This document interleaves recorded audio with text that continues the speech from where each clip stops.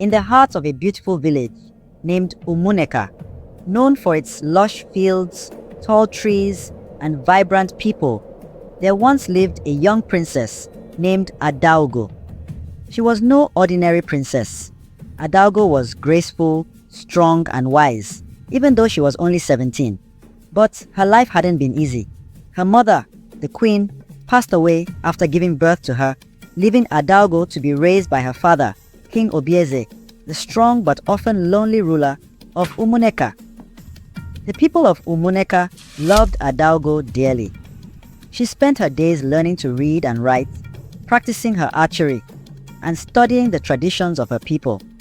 She was her father's pride and joy, and he often told her, "You have your mother's spirit and strength. One day, you will do great things, my daughter." One year, just as the rains came, a strange illness swept across the village. It started slowly, with a few people feeling weak and tired.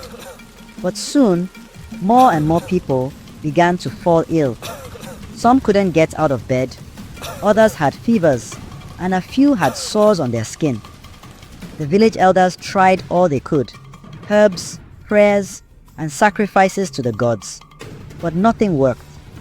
People whispered that this illness was unlike anything they had seen before, and fear spread throughout the village. One night, the village healer, an old woman named Mama Ezin, came to see King Obieze and his daughter. Mama Ezin spoke in a grave voice, "My king, I have consulted the gods and the spirits of our ancestors. This illness is no ordinary sickness. It can only be cleansed by the purest water, which lies in the sacred shrine beyond the forest of spirits." King Obieze was shocked. The forest of spirits was feared by all. It was said to be guarded by powerful beings who allowed only the purest and bravest souls to pass. The sacred shrine itself was a holy place, and only a chosen few had ever seen it. To enter the forest was dangerous, and many who had gone before never returned. Mama Ezin continued, "But there is one more thing, my king. The gods have declared that only a woman may enter the shrine and bring back the water." The king's heart sank. He had no daughters or sisters left who could go, only Adaugo. But he could not bear the thought of risking his only child on such a dangerous journey. That night, as Adaugo lay in her bed, she thought about her people, many of whom had grown weak from the illness. She knew her father would never ask her to go, but in her heart, she knew she had to try. She went to her father and said, "Father, I am the only woman left who can go. Let me be the one to journey to the sacred shrine." King Obieze's eyes filled with tears. He took his daughter's hands and shook his head. "Adaugo, you are my only child. I cannot bear to lose you." But Adaugo was determined. "Father, our people need me.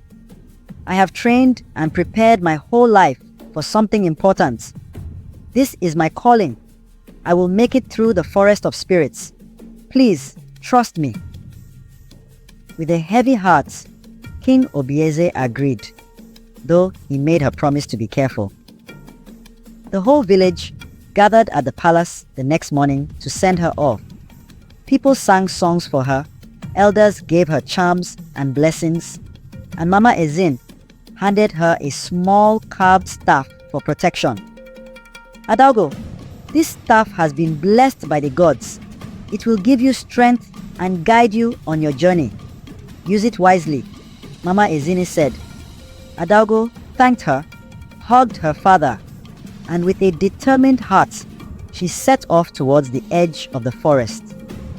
The forest of spirits was dense and dark, filled with towering trees, twisted vines, and the songs of strange birds. Adaugo held Mama Ezin's staff tightly as she walked deeper into the forest. It was quiet except for the sounds of her footsteps and the rustling leaves.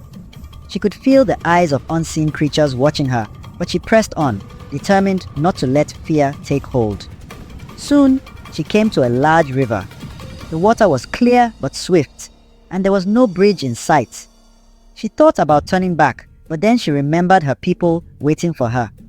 She waded into the river carefully, feeling the cold water rush past her legs. It was hard to keep her balance, but she used the staff to steady herself and made it across. As she walked on, Adaugo met a strange old woman sitting by the path. The woman had deep, wise eyes, and she smiled as Adaugo approached. "Where are you going, child?" she asked. Adaugo replied, "I am on my way to the sacred shrine. My people are sick, and I must bring back the healing water." The woman's eyes sparkled.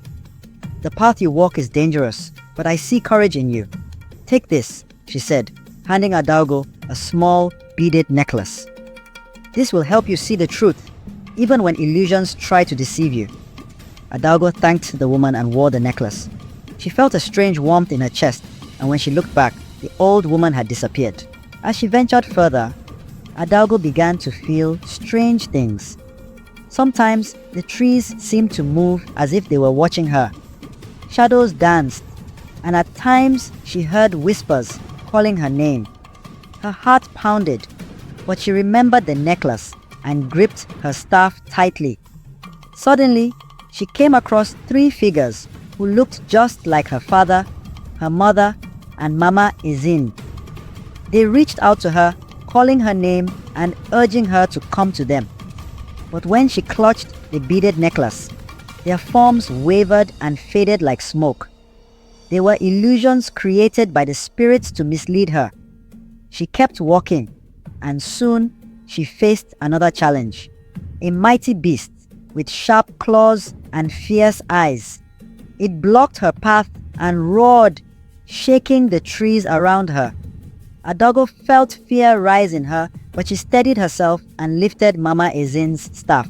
She spoke calmly to the beast. "I mean you no harm. I seek only to pass." To her surprise, the beast seemed to understand. It bowed its head and stepped aside, allowing her to continue. After many days and nights, Adaugo finally reached the sacred shrine.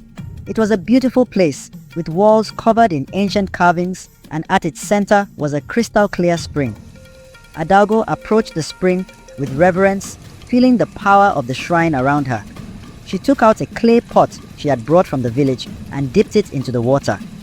As she did, she felt a wave of warmth and peace wash over her. The water sparkled in the pot, and she knew it was blessed. As she turned to leave, a spirit appeared before her, tall and shimmering like silver moonlight. The spirit spoke in a gentle voice. "You have proven your courage, Adaugo. You faced the trials of the forest with honor and respect. Go now and save your people." Adaugo thanked the spirit, feeling gratitude and pride.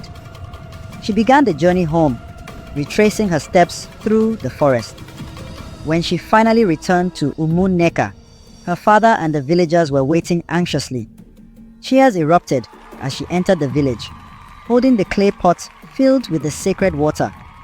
She went straight to the village square, where the sick were gathered.